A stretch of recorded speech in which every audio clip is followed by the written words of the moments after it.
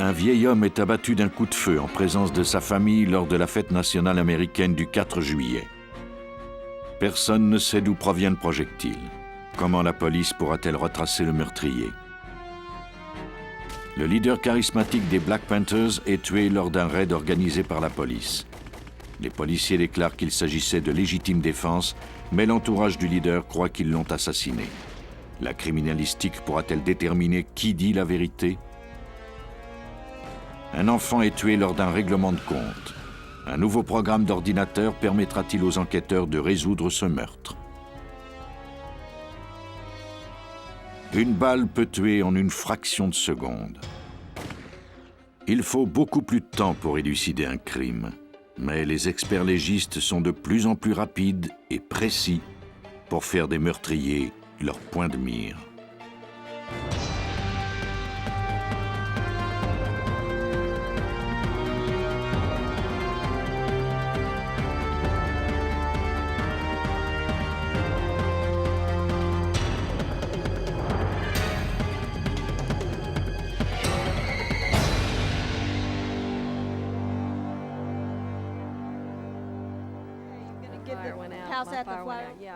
À Bloomingdale, une petite ville située à environ 60 km au nord-ouest de Chicago, dans l'Illinois, le 4 juillet commença dans la fête. Comme partout aux États-Unis, des familles et amis s'étaient réunis pour célébrer la fête nationale autour du traditionnel barbecue. Les enfants s'amusaient avec des pétards et attendaient impatiemment le coucher du soleil pour aller voir le feu d'artifice. Des festivités se déroulaient dans les parcs et distrayaient les gens.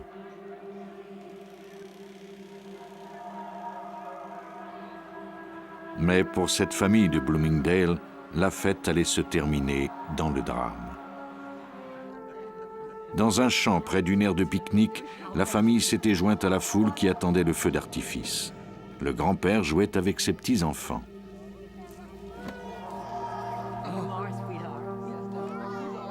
Puis, sans avertissement, il s'écroula sur le sol.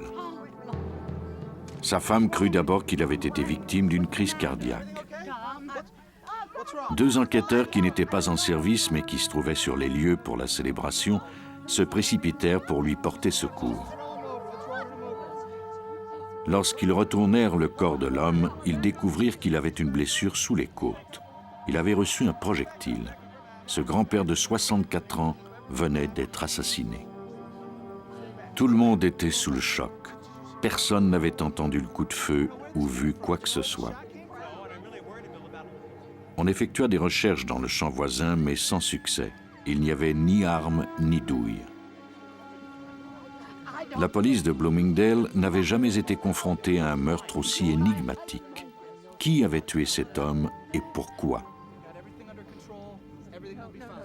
Toute l'ingéniosité des experts légistes serait requise pour éclaircir le mystère. Richard Vaughn est expert en balistique pour le service de police du comté de DuPage. Immédiatement après l'autopsie, la police de Bloomingdale entra en contact avec lui. Le coroner lui confirma qu'un projectile avait atteint le côté droit de la victime, puis traversé la cage thoracique et avait causé sa mort. Il avait retrouvé le projectile. La balle n'avait pas heurté d'os et était restée en excellente condition. La première tâche de Vaughn consistait à découvrir le type d'arme utilisée. Ensuite, les enquêteurs pourraient tenter de retracer l'arme et éventuellement son propriétaire. La taille du projectile, son poids et les marques qu'il portait pouvaient fournir des informations très importantes. La première chose à déterminer était le calibre. Le calibre est déterminé par le poids et le diamètre du projectile. Vaughn commença par peser le projectile à l'aide d'une balance numérique. Il mesura ensuite son diamètre à l'aide d'un micromètre. Le projectile était de calibre 44. Il provenait d'une arme à feu très puissante, c'est-à-dire d'un revolver Magnum 44. Plusieurs compagnies fabriquent des armes de cette puissance. Vaughn devait maintenant déterminer la marque et le modèle de l'arme qui avait servi au crime. Il plaça le projectile sous un microscope et examina les rayures qui s'y trouvaient. Toute arme à feu laisse une série de rayures en forme de spirale sur les projectiles. Leur nombre, largeur et orientation varient selon le fabricant. Le projectile comportait 6 rayures et 6 cloisons. Elles s'étendaient en spirale le long du projectile en allant vers la droite. Vaughn utilisa ensuite un outil sophistiqué pour déterminer la largeur précise des cloisons et des rayures. Une fois l'information obtenue, il consulta une base de données informatisée mise à jour par le FBI qui contient des informations à propos de milliers d'armes à feu. Si on fournit à l'ordinateur le calibre, le nombre et la largeur des rayures et des cloisons ainsi que le sens de la spirale, il peut identifier la marque de l'arme. En moins de 2 heures, Vaughn avait découvert une information primordiale. L'arme utilisée était un Strum Ruger Red Hawk Magnum 44. Les enquêteurs contactèrent les armureries de la région, mais aucune d'elles ne vendait ce type d'arme. Pour découvrir l'identité du meurtrier, il faudrait d'abord déterminer l'origine du coup de feu. La portée maximale du Ruger Red Hawk 44 Magnum est d'environ 2,5 km. Avec une arme d'une telle portée, les chances de déterminer avec précision la provenance du projectile étaient presque nulles. Afin de réduire son champ de recherche, Vaughn retourna sur la scène du crime et reconstitua les événements du 4 juillet. Il avait besoin d'un mannequin, d'une chaise de jardin et d'une tige de bois faisant office de cheville. Il installa le mannequin dans la même position et au même endroit que la victime. Il inséra ensuite la cheville à l'endroit précis de la blessure en respectant le même angle. La cheville de bois représente la trajectoire réelle du projectile. Le projectile est entré par ici, du côté droit, et nous l'avons retrouvé du côté gauche. On peut voir que la cheville pointe dans cette direction. Voici donc la trajectoire présumée du projectile. La cheville pointait vers le nord-ouest. Si Vaughn n'avait pas commis d'erreur, c'était de là que provenait le projectile. De retour à son laboratoire, il examina une carte géographique et releva les secteurs importants à fouiller. Voici une carte de la ville de Bloomingdale que j'ai obtenue au service de la voirie. J'y ai indiqué le secteur de recherche.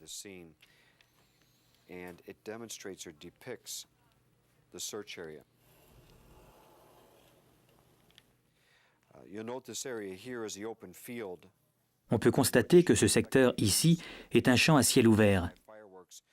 C'est là que se trouvaient les spectateurs pour le feu d'artifice du 4 juillet. La victime était assise sur une chaise ici. Nous avons établi un secteur de recherche au nord et au nord-ouest de cet emplacement. Mais d'où le coup de feu était-il parti exactement?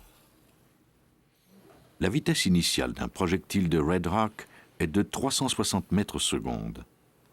Cependant, le projectile meurtrier allait à une vitesse inférieure à 210 mètres secondes. Cette vitesse avait pu être calculée grâce à la blessure qui faisait 40 cm de profondeur. À l'aide de collègues, Vaughn calcula la distance parcourue par le projectile en se basant sur sa vélocité. Vaughn et son équipe ratissèrent le secteur situé au nord-ouest de l'aire de pique-nique. Ils interrogèrent les habitants du quartier à la recherche de tout indice possible. Ils firent une découverte importante sur le terrain d'une résidence de Lawrence Avenue.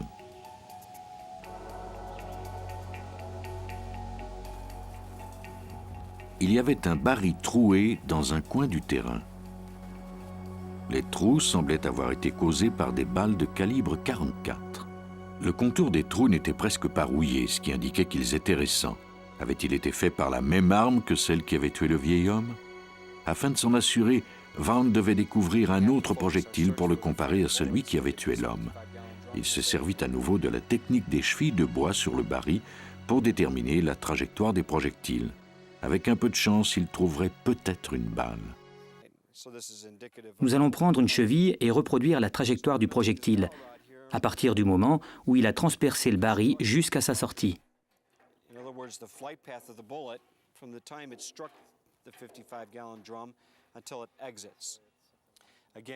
Comme je le disais plus tôt, on peut voir la façon dont le métal est recourbé. Cela nous indique qu'il s'agit de la sortie. Ceci nous démontre que le projectile a poursuivi sa trajectoire et atteint la pelouse quelque part par là. Nous avons donc effectué des recherches en établissant une grille à cet endroit. Vaughn et son équipe se mirent à la recherche de projectiles. Malgré leurs efforts, ils ne découvrirent rien. Peut-être le baril avait-il été déplacé depuis les coups de feu. Si c'était le cas, il leur faudrait utiliser un détecteur de métal, car le secteur à fouiller était très grand. Mais un des agents eut une intuition. Les individus s'étaient peut-être servis du baril comme cible pendant qu'on y faisait un feu. Il décida alors de fouiller un tas de cendres qui se trouvait à côté du baril. L'agent fut récompensé pour sa peine. Il découvrit un nouveau projectile. Si Richard Vaughn parvenait à démontrer que la balle provenait de la même arme que celle qui avait tué le vieil homme, il pourrait alors poursuivre son enquête.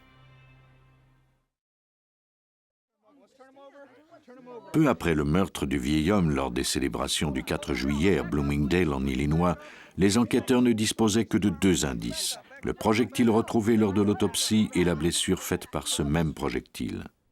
L'expert en balistique, Richard Vaughn, disposait maintenant d'un second projectile qu'il avait découvert près d'un baril de métal. L'analyse lui permettrait de confirmer que les 2 projectiles provenaient bien de la même arme.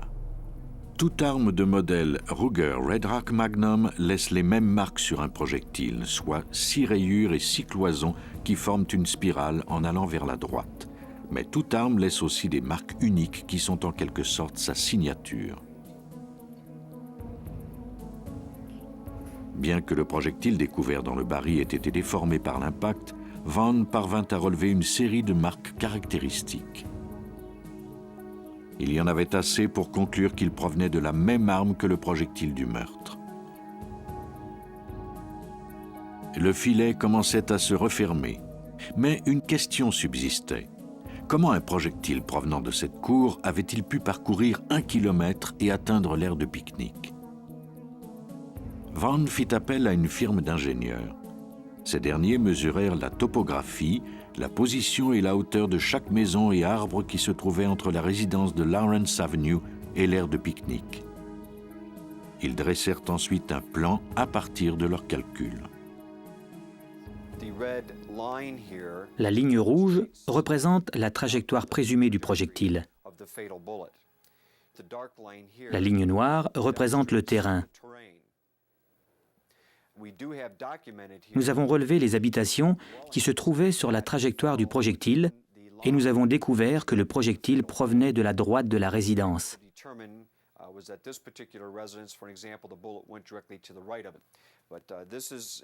Cela correspond à l'emplacement du baril. Voici la palissade située à l'arrière de la propriété des suspects et voici l'emplacement de la victime. Il y avait plusieurs obstacles sur la trajectoire du projectile, mais fait étonnant, il n'en avait rencontré aucun. Avait-il encore assez de puissance pour tuer arrivé à destination ? Vaughn devrait en faire la démonstration. Il consulta l'expert Martin Fackler. Ce dernier peut déterminer la vitesse d'un projectile en mesurant la profondeur d'une blessure.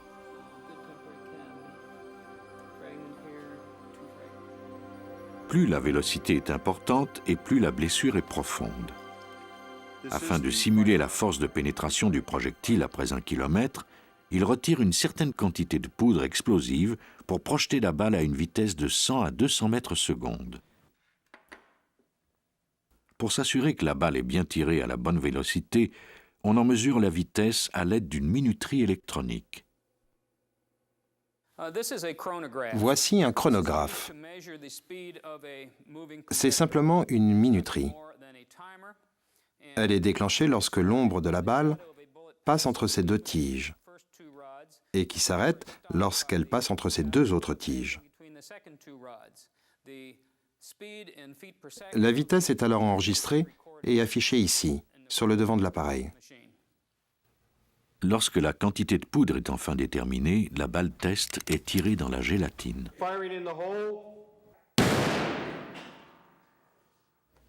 La balle s'est enfoncée à 40 cm de profondeur, ce qui équivaut à la profondeur de la blessure de la victime. De plus, tout comme la balle du meurtre, elle n'a subi aucune déformation. L'analyse a démontré que la vélocité de la balle était assez importante pour tuer un homme à 1 km de distance.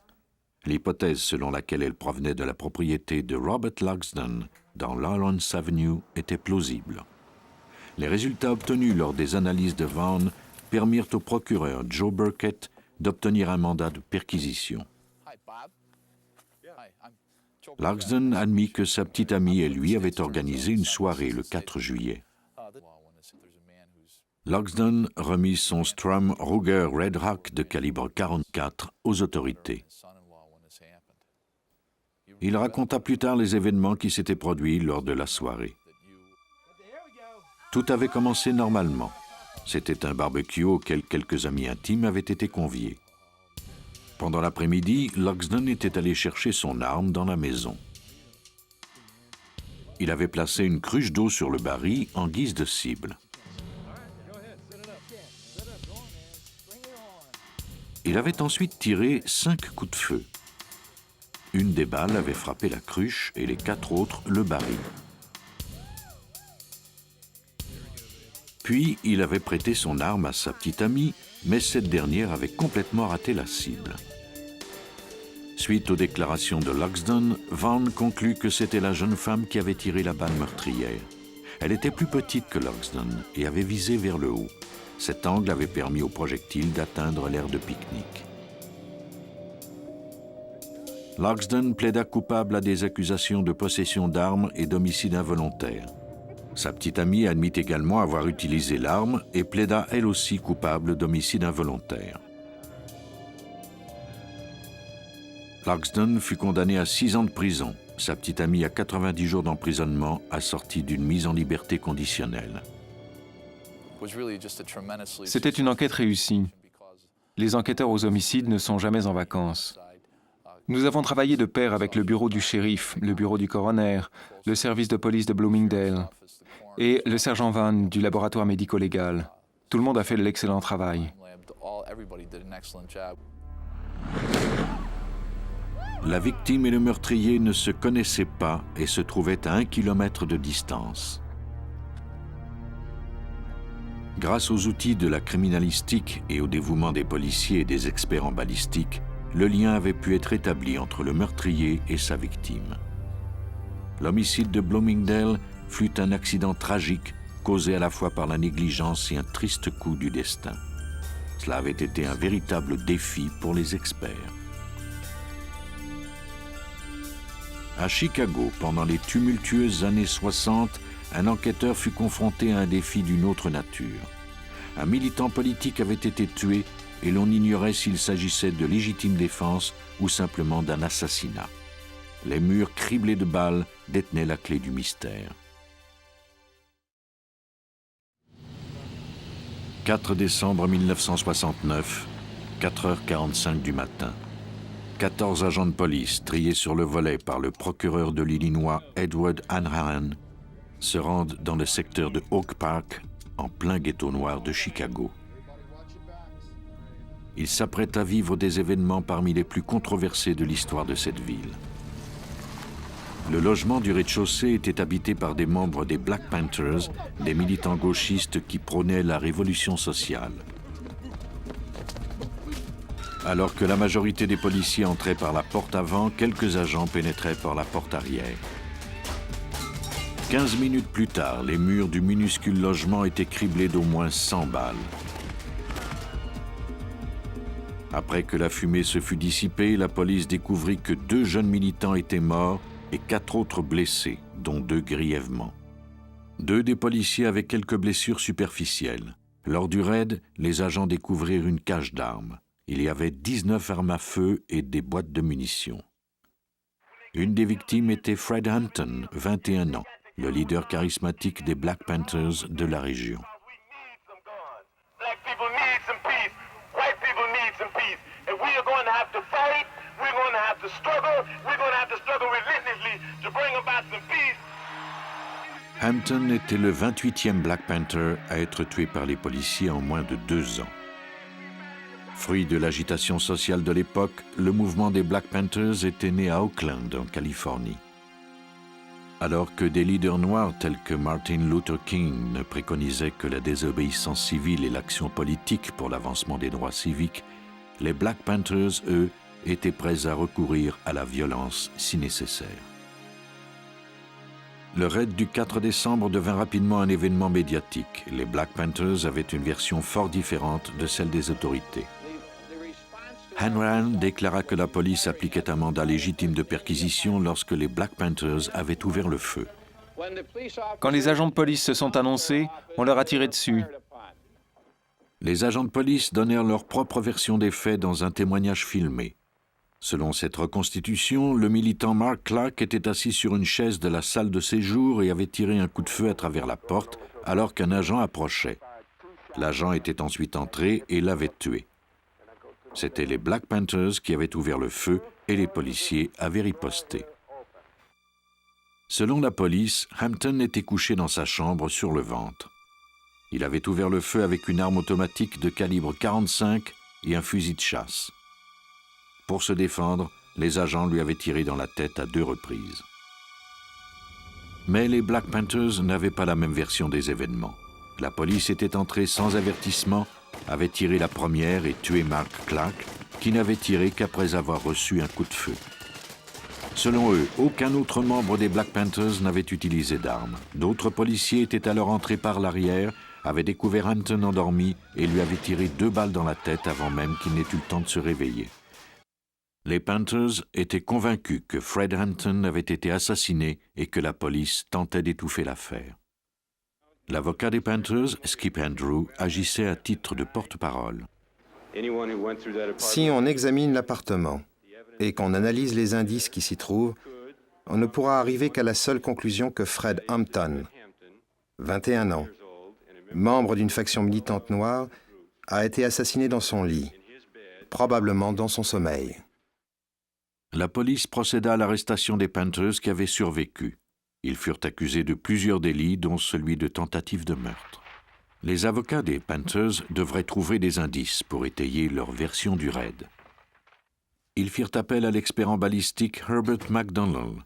Ce n'était peut-être pas le meilleur choix, puisque McDonald avait enquêté à maintes reprises sur des échanges de coups de feu entre la police et des groupes radicaux noirs. En général, il se rangeait du côté de la police. McDonald savait qu'il devait établir quelle version des faits, celle de la police ou des Panthers, était la plus proche de la vérité. Afin de le déterminer, il devrait reconstituer le raid à partir des trous et des balles recueillis dans le logement. J'ai passé 10 heures et demie à ramasser des indices, à prendre des photos et à analyser la trajectoire des projectiles. Il entra dans le logement par le petit vestibule qui donnait sur la salle de séjour. C'est là que Mark Clark, la première victime, avait été tué. Derrière la salle de séjour se trouvaient les 2 chambres à coucher. Fred Hampton avait perdu la vie dans la chambre la plus éloignée. Tout au fond se trouvait la cuisine par laquelle était entrée une partie du contingent policier. McDonald commença son analyse dans la salle de séjour. Je n'avais jamais vu un endroit à ce point criblé de balles. Sur le mur sud, il y avait 45 trous de balles de divers calibres. Les plus gros trous avaient été faits par une mitraillette Thompson de calibre 45. Il y avait des rafales de fusils de chasse et il y avait également des balles de calibre 30 et 38. La diversité dans les calibres nous a aidés à déterminer quel projectile avait été tiré par quelle arme. Qui avait tiré, les Panthers ou la police? McDonald espérait que son analyse répondrait à la question. En dépit des nombreux intervenants qui étaient présents sur les lieux, McDonald commença son travail d'analyse. Ses outils étaient simples, une caméra, un cahier de notes, une règle à mesurer et de la ficelle. Après avoir mesuré la position précise de chaque trou dans le mur de la salle de séjour, McDonald y inséra délicatement des chevilles et des pailles. La direction d'une cheville lui indiquait la trajectoire d'un projectile. Les pailles protégeaient les trous car elles empêchaient que les chevilles n'en effritent le contour, ce qui aurait détruit des indices importants. Lorsqu'il eut terminé son travail, aucune autre conclusion n'était possible. Les 45 projectiles provenaient tous du secteur de la porte de la salle de séjour. Ils avaient tous été tirés par les policiers alors qu'ils envahissaient la pièce. McDonald poursuivit son analyse dans la première chambre à coucher. Il y découvrit des balles qui avaient été tirées de la salle de séjour et avaient traversé le mur. Alors qu'il était dans la chambre, il remarqua qu'il y avait d'autres trous faits par des balles dans la porte. Il en releva 25. Les policiers avaient déclaré que les Panthers qui se trouvaient dans la chambre leur avaient tiré des coups de feu et qu'ils avaient refusé d'arrêter malgré leurs ordres. Au premier coup d'œil, la porte semblait confirmer cette partie de la version de la police. Tous les trous indiquaient que les balles provenaient de l'intérieur de la chambre d'où les Panthers avaient tiré, selon la police. Mais une question subsistait. Aucun de ces projectiles n'avait atteint un policier ni laissé de marque sur le mur du corridor. Lors d'un examen plus approfondi, j'ai découvert que si ces balles avaient été tirées pendant que la porte était fermée, comme l'a déclaré la police, ces balles auraient atteint le mur du corridor de l'autre côté de la porte de la chambre. Mais il n'y avait aucun point d'impact à cet endroit. En recommençant mon analyse à l'aide des chevilles, j'ai découvert que je pouvais ouvrir toute grande la porte et qu'il ne restait qu'à y planter les chevilles du côté de la salle de séjour. Les 25 trous démontraient que les balles provenaient de la salle de séjour et que la porte était complètement ouverte. McDonald conclut que lorsque les balles avaient été tirées, la porte était ouverte et parallèle au mur de la chambre. Les balles qui se trouvaient dans la salle de séjour avaient été tirées par la police et avaient traversé le mur, puis la porte. Les preuves étaient accablantes. De tous les projectiles découverts, seulement un avait été tiré par les Black Panthers. Il s'agissait d'un projectile de fusil de chasse. Il n'y avait jamais vraiment eu d'échange de coups de feu.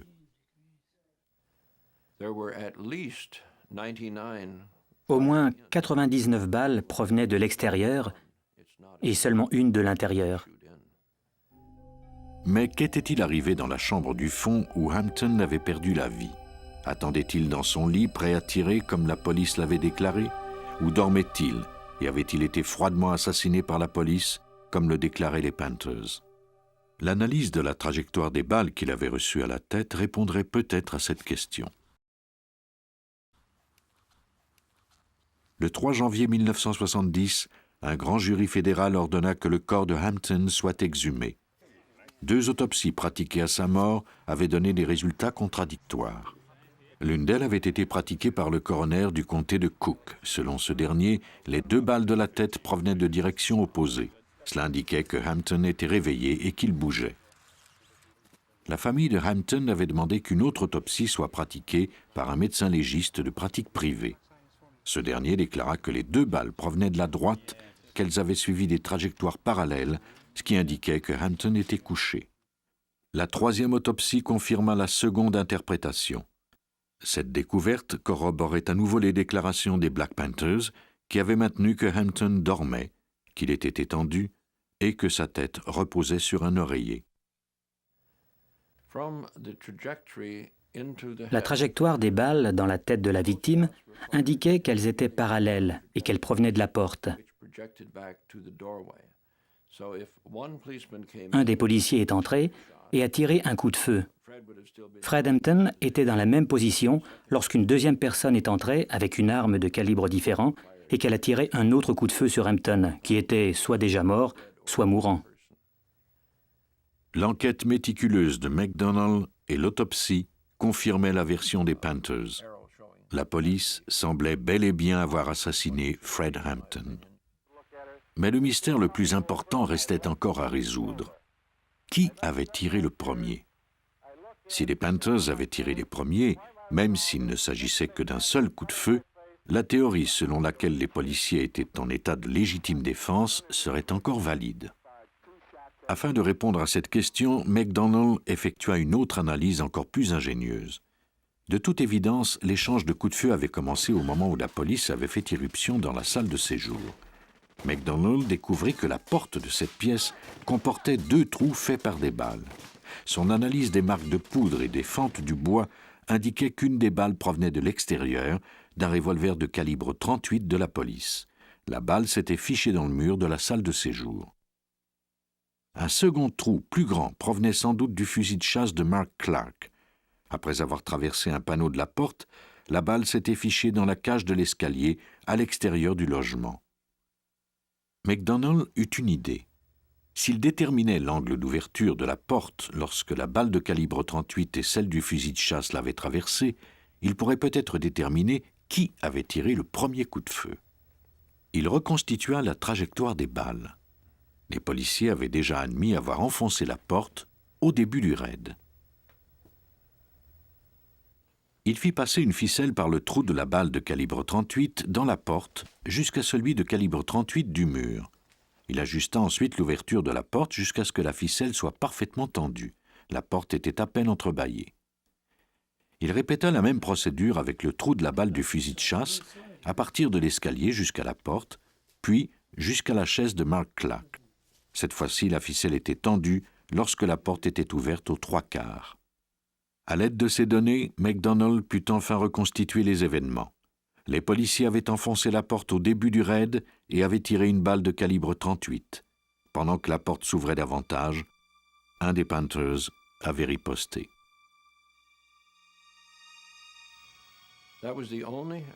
C'était leur seul coup de feu. La conclusion était évidente. Les policiers avaient tiré les premiers. Selon McDonnell, ils étaient entrés dans le logement, avaient tiré un coup de feu de calibre 38 alors qu'ils enfonçaient la porte de la salle de séjour. Un des Panthers, probablement Mark Clark, avait riposté à ce premier coup de feu. Lors de la fusillade par les policiers, les Panthers étaient allés se réfugier dans une des chambres à coucher et ils avaient tenté en vain de réveiller Fred Hampton. Les policiers avaient ensuite rejoint la chambre où ils avaient tiré sur Hampton à la tête à 2 reprises. Les accusations contre les 7 Black Panthers survivants furent abandonnées. Le procureur Hanrahan et les 14 policiers impliqués dans le raid ne furent jamais accusés. Mais la carrière politique de Hanrahan était désormais terminée, car il avait perdu toute crédibilité.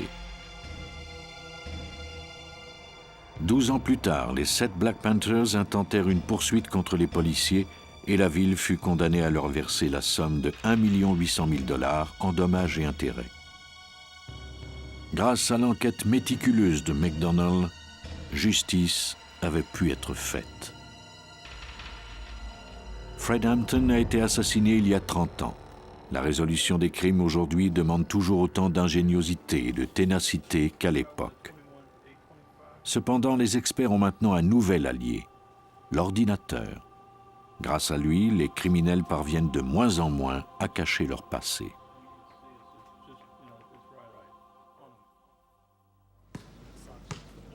Le 8 mars 1996, un jeune garçon de 12 ans passait une soirée tranquille lorsqu'un drame se produisit.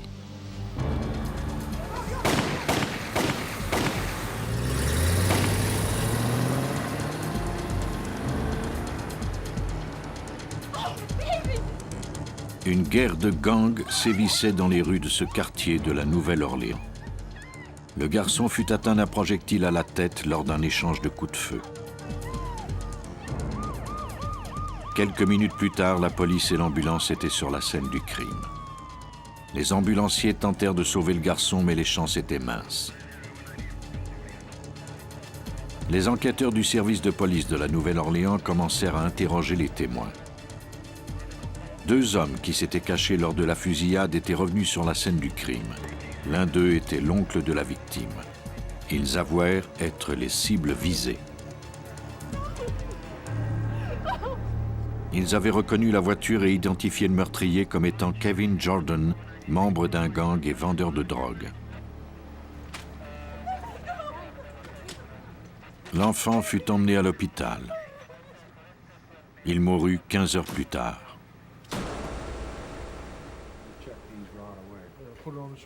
Pendant que s'amorçaient les recherches pour retrouver Kevin Jordan, le sergent Michael Rice et l'expert en balistique John Treadaway commencèrent leur enquête. 2 balles avaient été découvertes sur la scène du crime et on en avait recueilli une 3e sur la dépouille de l'enfant. Parviendrait-il à identifier ces projectiles et à retracer le meurtrier? Les agents m'ont envoyé le projectile qui provenait de la dépouille afin que je puisse l'analyser. J'ai découvert qu'il provenait d'un calibre 38 et qu'il y avait une spirale qui descendait vers la droite. Bien que les gangs utilisent généralement des armes semi-automatiques lors des règlements de compte, la balle analysée provenait des revolvers. Mais les 3 balles provenaient-elles toutes de la même arme? Afin de le déterminer, Treadaway devrait faire un examen minutieux de chacune d'elles. George, pouvez-vous voir la configuration du sillon sur le moniteur?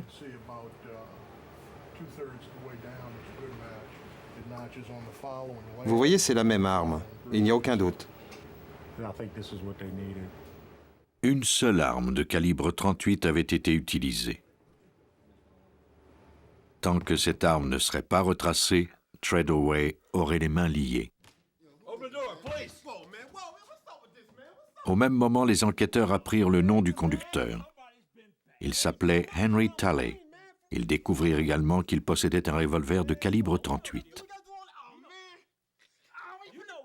Le 16 mars, ils se rendirent à la résidence de Talley, munis d'un mandat de perquisition. Ils y découvrirent tout un attirail d'objets reliés à la drogue, de la marijuana, du crack et 3 armes, dont un revolver de calibre 38. Talley fut emmené au commissariat pour interrogatoire. Ces armes furent confisquées et envoyées au laboratoire de balistique. Treadaway pourrait-il prouver qu'une de ces armes avait tué l'enfant? S'il y parvenait, les enquêteurs disposeraient d'une preuve accablante contre Henry Talley et Kevin Jordan. La première analyse consista à prélever et identifier les empreintes digitales. Qui de Talley ou Jordan avait utilisé l'arme la dernière fois? Timothy Susano est expert en analyse d'empreintes digitales au service de police de la Nouvelle-Orléans. C'est lui qui effectuait cette analyse. Les empreintes digitales sont invisibles à l'œil nu. Pour les faire apparaître, il faut passer par 2 étapes. La première consiste en une fumigation à la supercolle. Les molécules de la colle s'agglutinent à l'empreinte.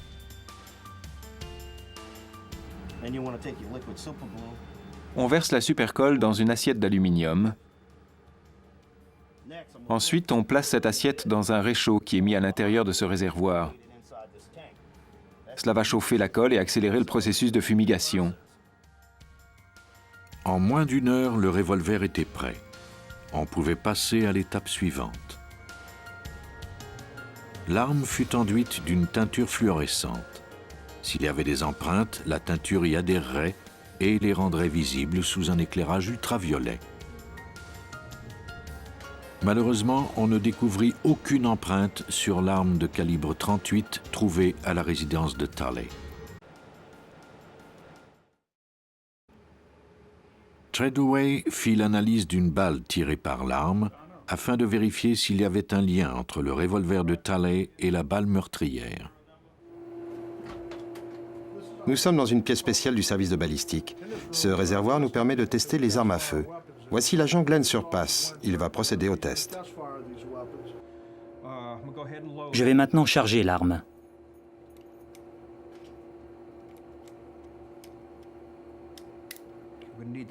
Nous devons nous protéger les oreilles parce que c'est très bruyant. On tire un coup de feu dans un réservoir d'eau de 3000 litres.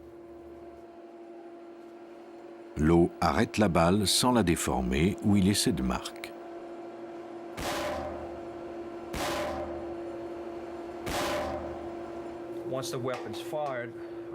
Une fois les coups de feu tirés, nous récupérons les douilles. On utilise un outil de fortune très efficace pour recueillir les balles.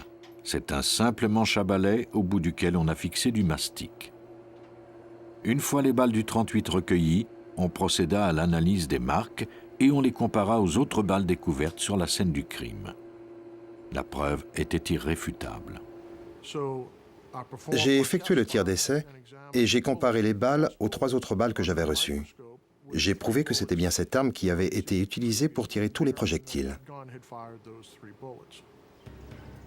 L'arme de Talley avait bel et bien tué le garçon. Talley et Jordan avaient déjà des dossiers criminels. La police de la Nouvelle-Orléans disposait maintenant de preuves suffisantes pour les faire accuser d'homicide. Mais on se doutait que les armes découvertes dans la maison de Talley avaient déjà été utilisées pour commettre d'autres crimes.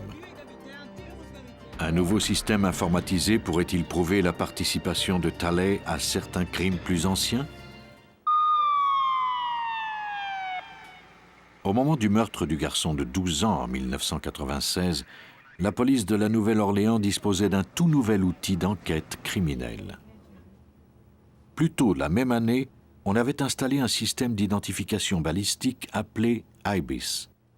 Cet ordinateur permet de relier des projectiles découverts sur des scènes du crime à des armes déjà confisquées par la police. Le sergent Michael Rice dirige les opérations d'IBIS. Selon lui, le nouveau système est nettement supérieur à l'ancienne méthode.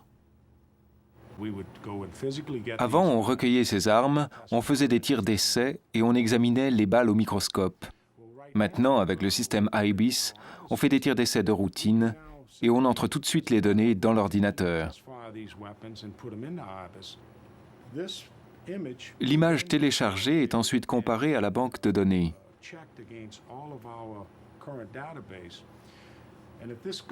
Si une arme à feu a été utilisée lors d'un crime, nous le saurons très rapidement, parfois en moins d'1 heure. IBIS est en fait un ordinateur ultra performant relié à un microscope sophistiqué. 2 petites caméras vidéo sont reliées au microscope. Lorsqu'une balle est placée devant l'une des caméras, son image agrandie apparaît à l'écran. Le détective Greg McRae a reçu une formation spéciale pour utiliser ce système. Nous avons le projectile, la balle elle-même, qui est montée sur un petit support sur lequel nous avons ajouté des données. C'est collé ici. Nous allons le fixer sur la machine. Une simple touche permet à la balle de faire une révolution complète. L'image obtenue est ensuite téléchargée dans l'ordinateur. On peut discerner des cloisons, des rayures et des marques. Nous allons la déplacer vers le bas et la photographier. La machine digitalise l'image.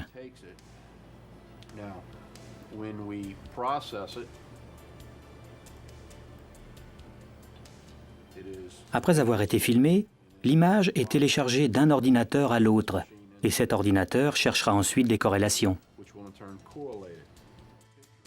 IBIS contient un logiciel capable de reconnaître des caractéristiques telles que des marques ou des lignes.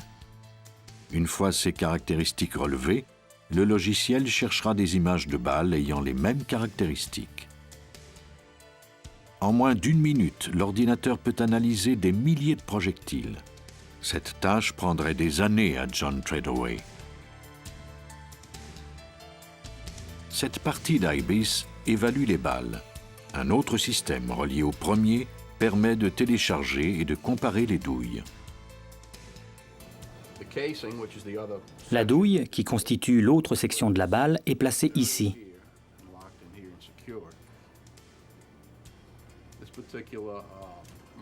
Le microscope, qui est muni de cette caméra, filme l'arrière ou le culot de cette douille, ainsi que le percuteur qui se trouve juste ici. L'ordinateur enregistre maintenant les caractéristiques de la douille, la position et la forme des marques laissées par le percuteur et les petites rayures produites lorsque la douille a été expulsée de l'arme. Cette opération prend 2 à 3 minutes. Lors du meurtre du petit garçon, le système IBIS était installé depuis seulement 1 mois. On y téléchargea la balle de calibre 38, mais elle ne correspondait à aucune arme de la base de données.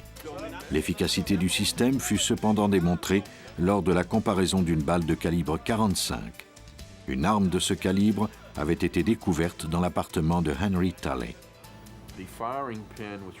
Si nous regardons attentivement ce percuteur, nous pouvons voir une image caractéristique juste ici. C'était évident. Lorsque nous avons vu cette image à l'écran, nous savions que les probabilités qu'il s'agissait de la même arme étaient très grandes. IBIS venait de faire ses preuves en démontrant que Henry Talley était impliqué dans un autre règlement de compte qui n'avait pas encore été résolu. Ces informations permettraient de consolider les accusations sur le cas du meurtre de l'enfant. Ce nouvel outil venait de démontrer son potentiel dès son premier essai. Avant IBIS, cette enquête n'aurait pas été résolue. Nous n'aurions jamais analysé cette arme si nous n'avions pas eu une raison de le faire. Nous sommes fiers du travail que nous faisons ici. Je ne pourrais plus me passer d'IBIS. La mort d'un garçon de 12 ans avait été résolue, en partie grâce au travail de balistique traditionnel. Mais grâce au système informatique IBIS, la police était parvenue à résoudre un autre crime en prouvant l'implication de l'arme de Talley. Kevin Jordan et Henry Talley furent reconnus coupables de meurtre au premier degré et purgent tous les deux des peines de prison à perpétuité. Un seul projectile laissé sur la scène du crime peut constituer un indice qui permettra de retracer le meurtrier. Le développement de nouvelles technologies permet aujourd'hui aux experts en criminalistique de retourner l'arme du crime contre les criminels eux-mêmes.